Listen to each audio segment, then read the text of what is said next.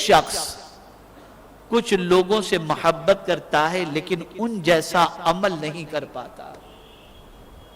ہم اولیاء سے محبت کرتے ہیں لیکن ان کے جیسا عمل نہیں کر پاتے. 40 سال تک عشاء کے وضو سے فجر کی نماز تو بہت دور کی بات ہے، عشاء کی ہی نماز وضو سے اور فجر کی نماز فجر کے وضو سے بھی آج بہت ساروں پر بھاری پڑ جاتی ہے، نہیں پڑھ پاتے. تو انہوں نے کہا کہ ایک شخص کچھ لوگوں سے محبت کرتا ہے لیکن ان جیسا عمل نہیں کر پاتا. حضور صلی اللہ علیہ وسلم نے فرمایا اے ابو ذر تم اس کے ساتھ ہوگے جس سے محبت کرتے ہو. حضرت ابو ذر نے کہا میں اللہ سے محبت کرتا ہوں، اللہ کے رسول سے محبت کرتا ہوں. حضور نے فرمایا تم اس کے ساتھ ہوگے جس سے محبت کرتے ہو. راوی کہتے ہیں کہ حضرت ابو ذر نے اپنی بات کو دہرایا تو رسول اللہ صلی اللہ علیہ وسلم نے بھی جواب میں دوبارہ وہی فرمایا. یہاں سے یہ بات سمجھ میں آئی کہ اگر ہم ان کے جیسا عمل نہیں بھی کر پاتے لیکن دل میں اگر اللہ والوں کی محبت ہے اور سچی محبت تو قیامت میں ان کا ساتھ نصیب ہو جائے گا. قیامت میں ان کا ساتھ نصیب ہو جائے گا. اب یہاں مزید کچھ عرض کرنے سے پہلے عرض کرنے کی اب وقت کی گنجائش نہیں ہے. ایک واقعہ عرض کرتا ہوں، اس واقعے کو سنو تاکہ اللہ کے ولی کی شان اچھی طرح سمجھ میں آئے کہ ان کے معاملات ہوتے کیا ہیں. حضرت رابعہ عدویہ رضی اللہ تعالی عنہا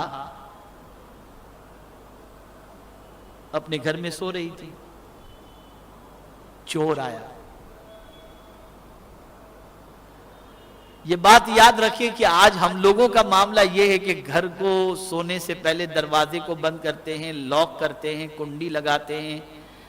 کئی دروازے گھر میں ہوتے ہیں، لاکر ہوتا ہے، یہ ہوتا ہے، سب جگہ تالے سب لگے ہوتے ہیں.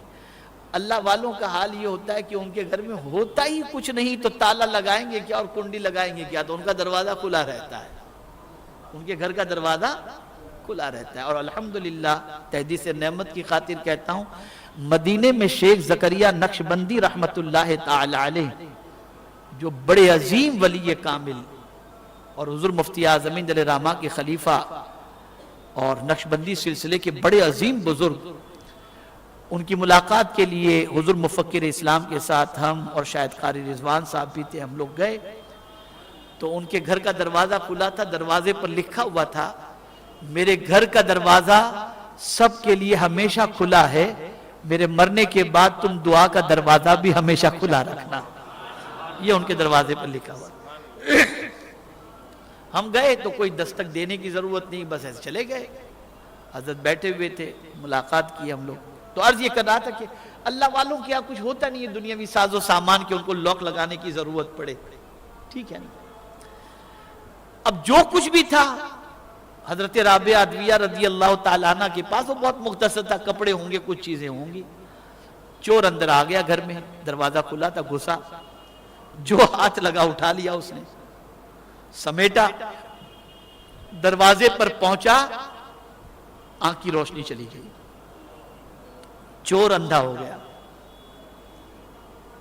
اس نے فوراً توبہ کی، نہیں میں واپس کر دوں گا. سامان نیچے رکھا، آنکھ کی روشنی آ گئی. پھر اس کے ذہن میں بات آئی کہ شاید ہو سکتا ہے میری آنکھ میں اندھیرا آ گیا ہو. پھر سامان اٹھایا چوری کی نیت سے، پھر آنکھوں کے اندر اندھیرا آ گیا، آنکھوں کی روشنی چلی گئی.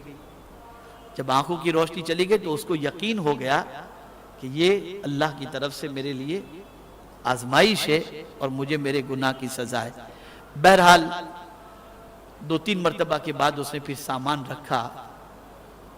ذہن میں خیال آیا کہ ایسا کیوں ہوتا ہے کہ رابعہ تو سو رہی ہیں اور میں ان کا سامان اٹھا رہا ہوں، نہ وہ بد دعا کر رہی ہیں، نہ کچھ کہہ رہی ہیں، نہ مصلے پر ہیں، نہ کوئی معاملہ ہے. ان کے بغیر کہ میری آنکھ کی روشنی کیسے چلی جاتی؟ تو غیب سے آواز آتی ہے، اے چور، غیب سے آواز آتی ہے، اے چور سن، ایک دوست اگر سو رہا ہے تو دوسرا دوست تو جاگ رہا ہے نا. ایک سو رہا ہے تو دوسرا تو جاگ رہا ہے. تو اللہ کے ولیوں کا معاملہ یہی ہوتا ہے. اسی لیے آقا کریم صلی اللہ تعالی علیہ وسلم نے ارشاد فرمایا کہ بہت سے گرد آلود چہرے والے لباس والے، بوسیدہ لباس والے، ایسے لوگوں کی وہ اگر قسم کھا لیں تو اللہ تعالیٰ ان کی قسم کو پوری فرما دیا کرتا ہے. یہ اللہ والے لوگ ہوتے ہیں. تو ولی کی رسائی قدرت تک ہوتی ہے اور ان کی دعاؤں کو مولا قبول فرماتا ہے، اور ان کو اللہ عز و جل کی عطا سے اتنی طاقت ہوتی ہے کہ مرید کہیں بھی ہو، معتقد کہیں بھی ہو، ماننے والا کہیں بھی ہو، صدق دل سے اگر آواز دے تو وہ کرم کی نظر فرما دیتے ہیں. ان میں سیدنا غوث پاک رضی اللہ المولا تبارک و تعالی عنہ کا مقام بہت عرفہ و اعلیٰ ہے، بہت عرفہ و اعلیٰ ہے. میرے پیارے آقا صلی اللہ تعالی علیہ وسلم کے پیارے دیوانوں، تو سیدنا غوث پاک کی محبت کا چراغ اپنے سینے میں روشن کرو. غوث پاک رضی اللہ تعالیٰ عنہ کے لیے یا غوث المدد کہنا نہ شرک ہے نہ بدعت ہے. اور اسی کے ساتھ جس کسی نے بھی اولیاء کرام سے محبت اور خاص طور پر غوث اعظم سے محبت کی، ان کی محبت دنیا میں بھی کام آئے گی اور انشاءاللہ آخرت میں بھی کام آئے گی. اللہ رب العزت جل جلالہ آقا کریم صلی اللہ علیہ وسلم کے صدقہ و طفیل ہمیں حضور غوثیت مآب رضی اللہ تعالیٰ عنہ کے نقش قدم پر چلنے کی توفیق نصیب فرمائے.